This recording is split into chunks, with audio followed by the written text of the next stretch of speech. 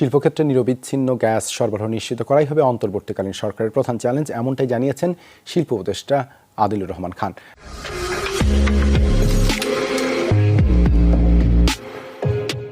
সকালে সচিবালয়ে প্রথম কার্যদিবসে আসেন শিল্প উপদেষ্টা। এ সময় শিল্প মন্ত্রণালয়ের সিনিয়র সচিব জাকিয়া সুলতানা সহ অন্যান্য কর্মকর্তারা উপদেষ্টাকে অভ্যর্থনা জানান। মন্ত্রণালয়ের সম্মেলন কক্ষের সচিব সহ অন্যান্য কর্মকর্তাদের সঙ্গে বৈঠকে বসেন তিনি। বৈঠক শেষে শিল্প উপদেষ্টা বলেন, শিল্পক্ষেত্রটি তার জন্য চ্যালেঞ্জিং।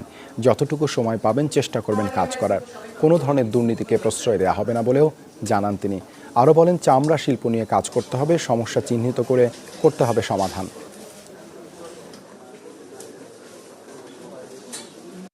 ছাত্র জনতার যে ম্যান্ডেট, এটা নিয়ে আমাদের যেটুকু সময়, যে স্বল্প সময়ে আমরা থাকবো, আমরা এখানে আমাদের সাধ্যমতো চেষ্টা করবো দুর্নীতি প্রসঙ্গত